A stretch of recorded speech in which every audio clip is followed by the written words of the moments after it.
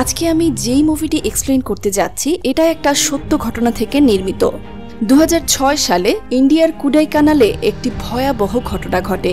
সেই ঘটনাকে কেন্দ্র করেই এই মুভিটি তৈরি করা হয়, যেটার নাম মাঞ্জুমেল বয়েজ। এই মুভিটির ব্যাপারে একটা কথা বলতে হয়, সেটা হচ্ছে এই মুভিটি অস্কার পাওয়ার অনেক সম্ভাবনা রয়েছে। এক্সপ্লেনেশনটা দেখলে সেটা কিছুটা আন্দাজ করতে পারবেন। এই মুভিতে 11 জন বন্ধু মিলে একটি ট্যুর অ্যারেঞ্জ করে। সেই ট্যুরে গিয়ে তারা কোডাইকানালের গুনাকেব নামে একটি গুহায় ঢুকে পড়ে অ্যাডভেঞ্চার করার জন্য। আর সেখানেই ঘটে সাংঘাতিক বিপদ। তাদের মধ্যে একজন সেখানকার একটি গভীর গর্তে পড়ে যায়, আর সেই গর্তের গভীরতা ছিল প্রায় 800 ফিট। এই গুহায় আগে অনেকেই পড়েছে, কিন্তু কেউই জীবিত ফিরে আসতে পারেনি। কি আছে সেই গুহায়, আর শেষ পর্যন্ত তাদের সাথে কি ঘটেছিল, সেটাই আজকে আমরা জানবো এই মুভিতে। যদিও এটা একটা শুধু মুভি নয়, এটা একটা সত্য ঘটনা। মুভি ইনসেক্টের এক্সপ্লেনেশন সিরিজে আজকে আমরা ব্যাখ্যা করব মাঞ্জুম্মাল বয়েজ মুভির গল্প। তো চলুন শুরু করা যাক আজকের গল্প। শুরুতেই আমরা একটি ছোটখাটো খাবার হোটেল দেখতে পাই। সেখানে বেশ কিছু লোক একসাথে খাবার খাচ্ছে, এবং খাবার শেষে সেই দলের মধ্যে একজন সবার বিল দিতে গেলে ক্যাশ টেবিলে রাখা একটি পত্রিকার নিউজে তাদের চোখ আটকে যায়। তো সেই নিউজটি দেখার পর তাদের সবার মাথায় যেন আকাশ ভেঙে পড়ে, আর তারা তাড়াহুড়ো করে একটি গাড়িতে উঠে চার্চে চলে যায়। অ্যাকচুয়ালি এতক্ষণ আমরা যে সিনটা দেখছিলাম এটা হচ্ছে প্রেজেন্ট সিন। এরপর আমাদেরকে অতীতে নিয়ে যাওয়া হয়। সালটা ছিল 2006। তামিলনাড়ুর পাশে একটি ছোট্ট শহরে তখন একটি বিয়ের অনুষ্ঠান চলছে। আমরা দেখতে পাই একদল ছেলে সেখানে সেই লেভেলের মজা করছে। এরা সবাই হলো এই মাঞ্জুম্মেল গ্রামের ছেলেপুলে, আর এদের একটি যৌথ পরিচয় হলো মাঞ্জুম্মেল বয়েজ, মানে স্থানীয় ভালো ছেলেদের গ্যাং আর কি, যারা মানুষের উপকার করে আর সব সময় সবার বিপদে পাশে দাঁড়ায়। যাই হোক, সেদিন রাতে তারা বিয়ে বাড়িতে হেব্বি নাচানাচি আর মাস্তি করে, এবং সবশেষে সবাই যখন বাড়ি ফিরতে যাবে তখনই একটি অনাকাঙ্ক্ষিত ঝামেলা লেগে যায় গ্রামের আর একটি টোকাই গ্রুপের সাথে। তো এখানে মজার ব্যাপার হলো যে তারা এই দুটো টিমের মধ্যে বিভিন্ন খেলাধুলার আয়োজন করত, এবং যেই টিম হেরে যেত সেই টিমকে শুধু ঠাট্টা করত। তো সেই ঠাট্টার জের ধরেই লেগেছে আজকের এই ঝামেলা। ঠিক তখনই সেখানে কুট্টান নামের একটি ছেলে আসে, এবং সেই ছেলেটি হলো এই মাঞ্জুম্মেল বয়েজ টিমের সব থেকে সিনিয়র। এনিওয়ে, কুট্টান দুই পক্ষকেই থামানোর চেষ্টা করে, কিন্তু পেরে ওঠে না। তখন অপোজিশন গ্রুপ একটি অফার দেয়। তারা বলে যে এখানে একটি দড়ি টানাটানির ম্যাচ হয়ে যাক, যদি তোরা আমাদের হারাতে পারিস তাহলে আমরা ঝামেলা বাদ দিয়ে সোজা বাড়ি চলে যাব। তো আর কি করার, পোলাপান সেই রাস্তার মধ্যে দড়ি দিয়ে শুরু করে সেই লেভেলের টানাটানি। কিন্তু মাঞ্জুম্মেল বয়েজ টিম প্রাণপণে চেষ্টা করেও হেরে যায়। তো আর কি করার, শেষমেশ মাথা নত করে তাদেরকে ফিরে আসতে হয়।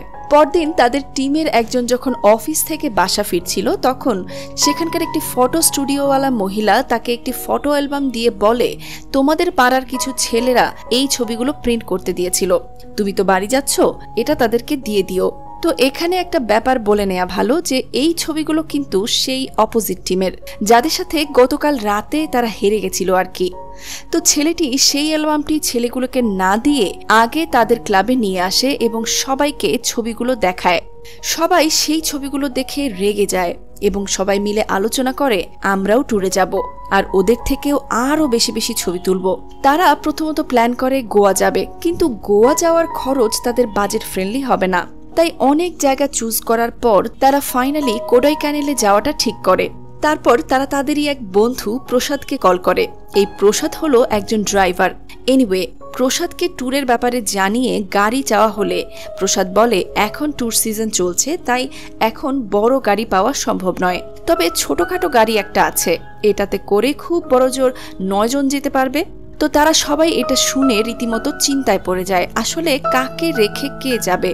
তখন সেখানে থাকা সুভাষ নামের এক বন্ধু বলে, আমি যেতে পারবো না, আমাকে বাদ রাখো, কারণ আমি কাল আমার নানার বাড়ি যাব।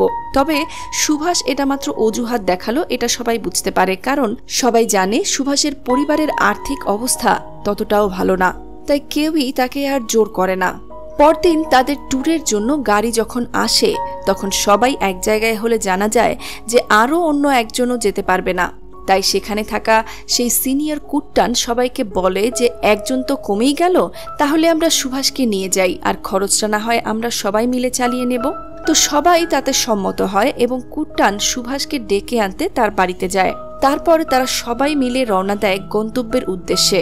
রাস্তায় তারা বিভিন্ন পয়েন্টে নেমে ছবি তোলে এবং মজা করে। পার্সোনালি বলতে গেলে এখানকার সিনগুলো আপনাকে নিয়ে যাবে সোনালী অতীতে। তো তারা তাদের গন্তব্যে গিয়ে একটি মধ্যবিত্ত হোটেলে ওঠে, কারণ যেতে যেতে তাদের রাত হয়ে গিয়েছিল। যাই হোক, সকালে তারা ফ্রেশ হয়ে ঘুরতে বেরিয়ে পড়ে। সারাদিন তারা ঘোরাঘুরি করে কাটিয়ে দেয়। বিকালে যখন ফিরে আসার জন্য গাড়িতে ওঠে, তখনই তাদের মধ্যে একজন বলে, আমরা একটা বিশেষ জায়গা মিস করে যাচ্ছি।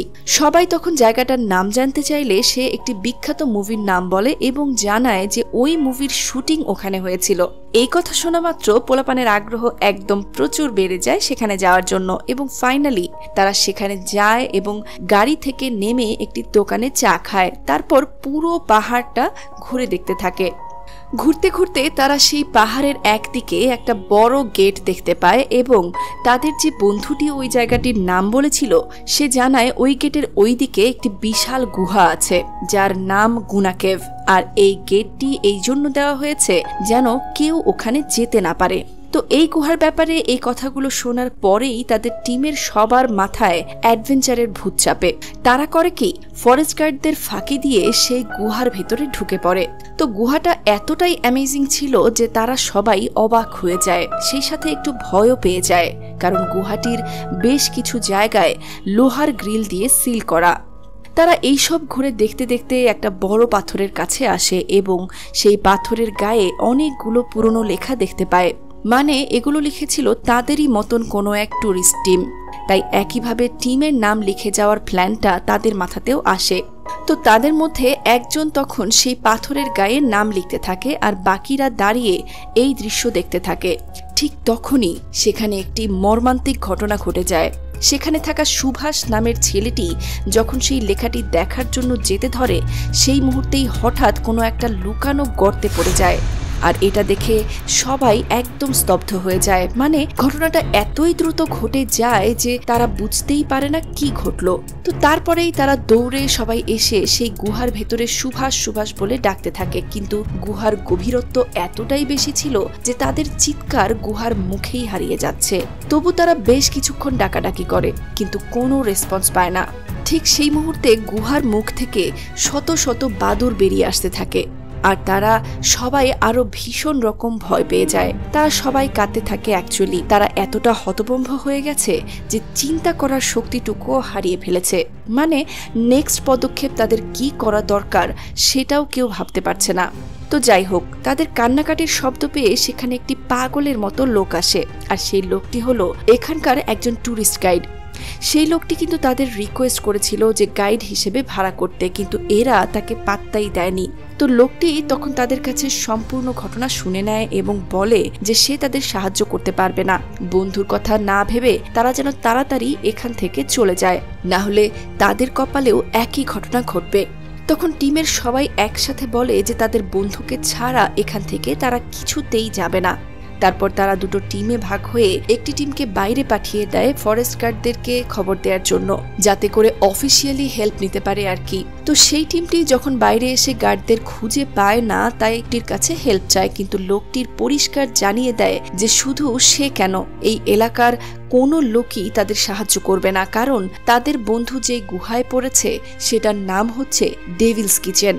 ওখানে যারা পড়েছে তারা উধাও হয়ে গেছে, লাশেরও কোথাও খোঁজ পাওয়া যায়নি। তো এবার তারা বুঝতে পারে যে জায়গাটা আসলে কতটা ভয়ঙ্কর, আর তারা এও বুঝতে পারে যে এই লোকটি তাদের কোনো সাহায্য করবে না। তো সেজন্য তারা তাড়াতাড়ি করে দৌড়িয়ে সেই দোকানদারটির কাছে যায়, মানে যেই দোকানে তারা প্রথমে চা খেয়েছিল আর কি। তারা সেই দোকানদারটিকে সব কিছু খুলে বলে, কিন্তু সেই চাওয়ালাও একই কথা বলে। শেষে বলে যে তোমরা বন্ধুর কথা না ভেবে নিজের প্রাণ নিয়ে এখান থেকে তাড়াতাড়ি চলে যাও। তো এই কথা শোনার পর তারা সবাই আরো বেশি দিশেহারা হয়ে পড়ে এবং লোকটির হাত পা ধরে রিকোয়েস্ট করতে থাকে, আমাদের একটু হেল্প করুন। তাই লোকটি তখন একটু চুপ করে থেকে বলে, ব্যাপারটা আসলে পুলিশকে জানাও। তো তারা সেই কথা মতো কয়েকজন থানার উদ্দেশ্যে রওনা দেয় এবং অন্যরা লোকটিকে খুব রিকোয়েস্ট করে গুহার মধ্যে নিয়ে যায়। তো যাওয়ার পথে লোকটি অনেকগুলো লেবু সাথে নেয় এবং বলে গুহায় থাকা সবাইকে একটি করে দিয়ে দিতে, কারণ লেবু সাথে থাকলে কোনো অশরীরই তাদের কাছে আসতে পারবে না। যাই হোক, ওই দোকানদার গুহায় এসে প্রথমেই সবাইকে গুহার সামনে থেকে সরে যেতে বলে এবং আরও বলে যে এই জায়গাটা তারা যতটা সহজ ভাবছে এটা তার চেয়েও অনেক ভয়ঙ্কর জায়গা। তো তারা কথা বলতে বলতে সেখানে হঠাৎ খুব জোরে বৃষ্টি শুরু হয়। এই বৃষ্টির মাঝেই পাহাড়ের রাস্তায় গাড়ি চালিয়ে প্রসাদরা থানায় আসে। থানায় ঢুকে তারা প্রথমে ডিউটি অফিসারকে বলে যে তাদের এক বন্ধু গুনা কেভের গুহায় পড়ে গেছে। এই কথা শোনা মাত্র সেই অফিসারের মুখ ফিকে হয়ে যায় আর সাথে সাথে প্রচণ্ড রকমের রেগে গিয়ে বলে, তোমরা দেখোনি ওটা রেস্ট্রিক্টেড এরিয়া, ওখানে প্রবেশ নিষেধ, তারপরেও ওখানে গেছো কেন? তারা কোনো উত্তর দিতে পারে না, বরং অফিসারের সামনে সবাই অঝরে কাঁদতে থাকে। তো অফিসার আর কি করবে, হেজিটেশনে পড়ে যায়। উনি বলে, দেখো ওই জায়গাটির ইতিহাস তোমরা জানো না বলেই আশা করছো তোমাদের বন্ধু এখনো বেঁচে আছে। ওই গুহা আবিষ্কার করেছে ইংরেজরা। সেই ইংরেজদের সময় থেকে এখনো পর্যন্ত 13 জনই গুহায় পড়েছে আর কারোরই লাশটাও খুঁজে পাওয়া যায়নি। আজ থেকে 10 বছর আগে সেই গুহায় পড়েছিল মন্ত্রীর ভাইয়ের ছেলে। সেই ছেলেকে উদ্ধার করতে ফায়ার সার্ভিস এবং সেনাবাহিনী যৌথ রেস্কিউ অপারেশন চালিয়েছিল, কিন্তু লাশ তো দূরে থাক, একটা চুলও উদ্ধার করতে পারেনি। তো এই ইতিহাসগুলো শোনার পরও কি তোমরা মনে করো যে তোমাদের বন্ধু সেখানে আরও বেঁচে আছে? কিন্তু তারপরেও তারা অফিসারকে খুব অনুরোধ করে। এসব দেখে পাশের রুম থেকে সেই থানার ওসি বেরিয়ে এসে সবাইকে বেদম পেটাতে থাকে আর বলতে থাকে, তোরাই তোদের বন্ধুকে নিয়ে এখানে এসে মেরে ওই গুহায় ফেলে দিয়েছিস, আবার এখন নাটক করছিস। ওদিকে বৃষ্টির পানির প্রবল স্রোত ওই গুহার ভেতরে ঢুকতে শুরু করে। এইভাবে বৃষ্টি চলতে থাকলে সেই গুহার গর্ত একসময় পানিতে ভরে যেতে পারে। এই ভেবে কুট্টান নামের বন্ধুটি গুহার মুখে শুয়ে পড়ে, সেই জলধারাকে আটকানোর চেষ্টা করে। তার দেখা দেখি সবাই গর্তের চারপাশে শুয়ে পড়ে যেন পানি ভেতরে ঢুকতে না পারে। পার্সোনালি ভাবুন তো একবার, বন্ধুকে কতটা ভালোবাসলে এমনটা করা যায়। যাই হোক, তখনই সেখানকার ফরেস্ট গার্ড চলে আসে। তো তিনি এখানে এসে তাদের সবার এই অবস্থা দেখে একদম ভীষণ রেগে যায়। রেগে গিয়ে বলে, তোমাদের মাথা খারাপ হয়ে গেছে? একজনের জন্য সবাই মরবা নাকি? এই মুহূর্তে গুহার মুখ থেকে সবাই সরে যাও। কিন্তু তারা এই গার্ডের কথা গ্রাহ্য না করে আরও আষ্টে পৃষ্ঠে শুয়ে পড়ে গর্তের চারদিকে, কারণ তারা বন্ধুর জন্য জীবনও দিতে রাজি। তো এখান থেকে সিন শিফট হয় আর পরের সিনে আমরা দেখি থানার সেই ওসি বিড়ি খাচ্ছে আর তাদেরকে নিয়ে ভাবছে শেষমেশ। তিনি থানায় সেই সিনিয়র অফিসারকে বলে যে ছেলেগুলোকে সাথে করে নিয়ে ওই গুহায় যাও এবং পরিস্থিতি দেখে কার্যকরী পদক্ষেপ গ্রহণ করো, কারণ এতক্ষণে তিনি বন্ধুদের প্রতি সত্যিকারের ভালোবাসার ব্যাপারটা উপলব্ধি করতে পেরেছেন। যাই হোক, তিনি তখন সেই অফিসারকে বলেন যে যাওয়ার সময় সাথে রশি টর্চ সাথে নিতে। তো ফাইনালি সেই অফিসার তাদের সাথে রওনা হয় আর গুহায় পৌঁছানোর পর টর্চ জ্বালিয়ে সুভাষকে অনেকক্ষণ ডাকাডাকি করে, কিন্তু কোনো রেসপন্স পায় না। তাই তিনি সবাইকে বলে, এখানে থেকে আর কোনো লাভ নেই, সবাই বাড়ি ফিরে যাও। তো এই কথা শোনার পর তারা সবাই আবারও একই সুরে বলে যে আমরা আমাদের বন্ধুকে রেখে এখান থেকে এক চুলও নড়ব না। এদের এই জেদ দেখে অফিসার একদমই ঘাবড়ে যায়। তখন তাদের হয়ে সেই চাওয়ালাটি বলে, দেখুন স্যার, এই ছেলেগুলো আমাদের এলাকায় ঘুরতে এসেছে, এই হিসাবে ওরা আমাদের অতিথি, তাদের বিপদে সাহায্য করাটা তো আমাদের নৈতিক দায়িত্ব, তাই না? তো এরপরের সিনে আমরা দেখতে পাই সুভাষ আসলে মারা যায়নি, সে পড়তে পড়তে একটি পাথরের গায়ে আটকে গেছে আর সে পড়ার সময় এত বেশি আঘাত পেয়েছে যে তার পুরো শরীরের কাপড় একদম ছিঁড়ে উধাও হয়ে গেছে এবং সুভাষ এমন একটি জায়গায় আটকে ছিল, সে যদি ওখানে সামান্য নড়াচড়া করে তাহলে সেখান থেকে আরও গভীরে পড়ে যাবে। যাই হোক, সুভাষ কিন্তু পড়ার পরেই জ্ঞান হারিয়ে ফেলেছিল। তো হঠাৎ তার জ্ঞান ফিরলে সে ভয়ে চিৎকার করতে থাকে, কিন্তু নড়াচড়া করার ন্যূনতম শক্তিটুকু তার মধ্যে ছিল না তখন। তো সুভাষ যখন জোরে জোরে চিৎকার করতে থাকে সেই মুহূর্তে গর্তের মুখে সবাই ক্ষীণ একটি আওয়াজ শুনতে পায়। তো সুভাষের আওয়াজ পাওয়ার পরপরই সবাই শিওর হয় যে সুভাষ বেঁচে আছে। আর সুভাষের বেঁচে থাকার কথা শুনতে পেয়ে সেই অফিসার এবং এলাকার সবারই মাথা ঘুরে যায়, কেননা সেখানে পড়ে গিয়ে সুভাষের আগে কেউই জীবিত ছিল না। তাই তাৎক্ষণিকভাবে সেখানে ফায়ার সার্ভিসকে নিয়ে আসা হয় উদ্ধার কাজের জন্য। এনিওয়ে, ফায়ার সার্ভিসের কর্মীরা সেখানে এসে প্রথমে গুহার ভেতরে রশি ফেলে এবং সুভাষ সুভাষ বলে ডাকতে থাকে। তাদের ধারণা ছিল যে সুভাষ যেহেতু বেঁচে আছে তাই সে রশি ধরতে পারবে আর তারা তাকে টেনে উপরে তুলবে, কিন্তু সুভাষ যে নিচে আধমরা হয়ে পড়ে আছে সেটা তো আর তারা জানে না। তো ফায়ার সার্ভিসের এইরকম বলদামো কার্যক্রম দেখে সবাই রেগে যায় আর বলে যে এত গভীরে পড়লে যে রশি ধরার মতো শক্তি থাকবে না, এই ন্যূনতম জ্ঞানটুকুও কি আপনাদের মাঝে নেই? বরং আপনারা এই রশি দিয়ে একজন লোককে ভেতরে পাঠাতে পারেন। তো তাদের কথা শুনে ফায়ার সার্ভিসের কর্মীদের মধ্যে কাউকে নিচে পাঠানোর সিদ্ধান্ত নেওয়া হয়, কিন্তু সেই গুহার ভয়ঙ্কর ইতিহাসের কারণে কেউই গুহায় নামতে চায় না। আর তাছাড়া এত নিচে অক্সিজেন নাও থাকতে পারে, তাই কেউ জীবনের ঝুঁকিও নিতে চাচ্ছিল না। এমনকি পুলিশের যে সুইপার ছিল, মানে সুইসাইড বডি তুলতো, সেও গুহায় নামতে রাজি হয় না। এই অবস্থা দেখে পুলিশ ও ফায়ার সার্ভিস দুই দলই ঘাবড়ে যায়। কি করবে তারা কোনো কুল কিনারা খুঁজে পায় না। আর এইভাবে যতই সময় যাচ্ছিল ততই সুভাষের বেঁচে থাকার আশঙ্কা কমছিল। তাই কুট্টান নামের সেই ছেলেটি এগিয়ে এসে বলে, দেখুন স্যার, কেউ নামতে না চাইলে আমি নামবো। তো অফিসাররা তখন কুট্টানের দিকে অবাক দৃষ্টিতে তাকায় এবং সেই গুহায় নামলে তার জীবনের রিস্ক আছে, এমনকি 90% সম্ভাবনাও আছে তার মারা যাওয়ার। এই ব্যাপারটা তাকে ভালোভাবে বুঝিয়ে বলে, কিন্তু তবুও সে তার সিদ্ধান্তে অটল থাকে। তাই শেষমেশ কুট্টানকেই গুহার মাঝখানে নামানোর ব্যবস্থা করা হয়। তার কোমরে দড়ি বেঁধে এবং মাথায় রেস্কিউ হেলমেট লাগিয়ে তাকে গুহায় নামিয়ে দেয়া হয়। গর্তে নামতেই সে বুঝতে পারে যে গুহাটা কতটা গভীর। আর সবচেয়ে আশ্চর্যজনক ব্যাপার হলো পুরো গর্তটা এবড়ো খেবড়ো পাথরে ভর্তি। আর সুভাষ পড়ে যাওয়ার সময় এই পাথরগুলোতে কতটা ভয়ানকভাবে ধাক্কা খেয়েছে সেটা কল্পনা করে তার অন্তরাত্মা কেঁপে ওঠে। নামতে নামতে হঠাৎ তাদের রশি শেষ হয়ে যায়। তখন ওপর থেকে কুট্টানকে জানানো হয় দড়ি শেষ হয়ে গেছে আর সে অলরেডি 125 মিটার গভীরে চলে গেছে। এর থেকে আর গভীরে যাওয়া সম্ভব না, কারণ এরপর অক্সিজেন লেয়ার একেবারে কমে যাবে, ফলে সেও মারা যেতে পারে। কিন্তু সে বলে, আমি তার আওয়াজ স্পষ্টভাবে শুনতে পাচ্ছি, তোমরা আরো রশি জোড়া দাও এবং আমাকে নিচে নামাও। তো অফিসার সেই কুট্টানের দুঃসাহসিক সিদ্ধান্ত শুনে সেটাকে পাগলামি আখ্যা দিয়ে তাকে ওপরে তোলার নির্দেশ দেয়। তখন সে চিৎকার করে জানিয়ে দেয় তাকে যদি জোর করে ওপরে তোলা হয় সে নিজের কোমরের রশি খুলে দেবে এবং নিচে পড়ে সেও মারা যাবে। আহারে বন্ধুত্ব, ভাবুন তো একবার, বন্ধুর জন্য নিজের জীবন বাজি রাখতে যাচ্ছে। এরকম বন্ধু যেন সবার কপালেই একটি করে হয়। তো যাই হোক, কি আর করা, কুট্টানের কথায় বাধ্য হয়ে তারা তখন রশি জোড়া দিয়ে কুট্টানকে আবারও নিচে নামাতে থাকে। নামাতে নামাতে হঠাৎ সে সুভাষকে দেখতে পায় এবং এই কথা সবাইকে ওপরে জানিয়ে দেয়। আর কোনো রকম ভাবে সুভাষকে তাড়াতাড়ি নিজের সাথে বেঁধে নেয় এবং ওপরের সবাই আস্তে আস্তে তাদেরকে টেনে তুলতে থাকে। অ্যাকচুয়ালি এই মুভিটা এতটাই টানটান উত্তেজনাপূর্ণ যে চোখের পলক ফেলতেই চাইবেন না।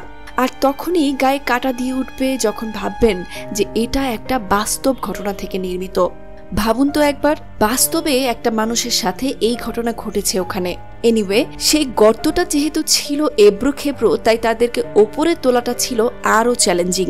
তো এই সময় তাদের রশিটি হঠাৎ করে একটি বড় পাথরের খাঁজে আটকে যায়। সবাই ওপরে আরো জোরে জোরে টানতে থাকে, কিন্তু এক চুলও নাড়াতে পারে না। কুট্টানের পক্ষেও সেই খাঁজ থেকে রশিটা বের করা সম্ভব ছিল না। ঠিক তখনই তাদের হাবাগোবা বন্ধুটি সেই গুহার সোজা ওপরের একটি পাথরে এসে দাঁড়িয়ে পড়ে।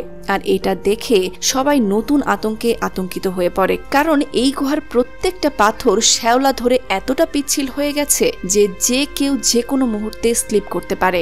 তো সেই পাগলা সবাইকে অবাক করে দিয়ে বলে, রশিটা একটা পাথরের খাঁজে আটকে গেছে, তোমরা রশিটাকে লুজ দিয়ে ডান দিকে সরিয়ে আনো। আসলে এই পাগলা ওপরে উঠেছিল প্রবলেমটা বোঝার জন্য, কারণ হচ্ছে এই গুহার ওপরের পাথরটা থেকে গুহার নিচে একটু সুন্দরভাবে দেখা যাচ্ছিল, আর এটা সেই পাগলাই একমাত্র খেয়াল করেছিল। তো তারা সবাই সেই পাগলার কথা মতো দড়ি লুজ দিয়ে ডান দিকে টান দেয় এবং এক টানে তাদের দুজনকেই গুহা থেকে বের করে নিয়ে আসে। সুভাষের এই করুণ অবস্থা দেখে তারা সবাই ভীষণ কষ্ট পায়, তবে তার থেকে আনন্দটাই বেশি ছিল, কারণ সুভাষ এখনো বেঁচে আছে। এরপরই যত দ্রুত সম্ভব সুভাষকে নিয়ে তারা ওই গুহা থেকে বেরিয়ে যায় এবং একটি হসপিটালে তার ফিজিক্যাল ট্রিটমেন্ট দেয়া হয়। তবে সে শারীরিকভাবে যতটা গুরুতর আহত, মানসিকভাবে ঠিক ততটাই গুরুতর আহত হয়েছিল, তাই তার ট্রমা কেয়ারের প্রয়োজন ছিল, কিন্তু সেটা এখানে ছিল না। তাই তাকে দ্রুত শহরের হসপিটালে রেফার করা হয়। তারা শহরের হসপিটালে অ্যাডমিট হওয়ার পর সুভাষের মাকে খবর দেওয়া হয়, কিন্তু তারা সবাই আসল ব্যাপারটা চেপে গিয়ে বলে আসলে হালকা একটু চোট পেয়েছে। আর যেহেতু সুভাষের পারিবারিক আর্থিক অবস্থা খুব একটা ভালো ছিল না, তাই সুভাষের চিকিৎসার সব খরচ তারা সবাই মিলে বহন করে। তো সুস্থ হয়ে সুভাষ হসপিটাল থেকে বাড়ি ফিরে আসে, কিন্তু তবুও তার মনে সেই গুহার দুর্বিষহ স্মৃতিগুলো ভেসে উঠতে থাকে। সে রাতে ঘুমাতে পারে না, ঠিকমতো খেতে পারে না, একা বেরোতে পারে না, সেজন্য তাকে অনেক দিন মানসিক ট্রিটমেন্ট নিতে হয়। তারপর আস্তে আস্তে সুভাষ সুস্থ হতে থাকে, কিন্তু সেই এলাকার সবাই সত্যটা জানতে পারে যে সিনটা আমরা মুভির শুরুতে দেখেছিলাম সেই সিনে। সেদিনই ওই লোকগুলো পেপারে ওই ঘটনার পুরোটা কাহিনী জানতে পেরেছিল, তাই তারা দ্রুত চার্চে এসে সবাইকে জড়ো করে এবং সবাইকে এই কাহিনীটা আগাগোড়া জানিয়ে দেয়। তো এইসব ব্যাপারে শোনার পর সুভাষের মা পুরো গ্রামবাসী সহ কুট্টানের বাড়িতে যায় এবং তাকে জড়িয়ে ধরে কান্নাকাটি করতে থাকে, আর তার ছেলের জীবন বাঁচানোর জন্য তাকে প্রাণ ভরে দোয়া করতে থাকে। আর এই মুভিটি শেষ হয়ে যায়। তো মুভি শেষে আমি আমার ব্যক্তিগত কিছু কথা বলি। জুনাই দিওয়ানের একটা কথা আছে, বাণী টাইপের কথা আর কি। সেটা হচ্ছে যে আমার এমন কোনো বন্ধু নেই যার ঋণ আমি কোনোদিনও শোধ করতে পারবো না। অ্যাকচুয়ালি এই কথাটার অর্থ খুঁজতে গেলে বিশাল বড় ব্যাখ্যা হয়ে যাবে। তো এই মুভিতে আমরা আসলে সেটার বাস্তব প্রমাণ পেয়েছি যে এই রকমের বন্ধুর ঋণ কখনো শোধ করা সম্ভব না।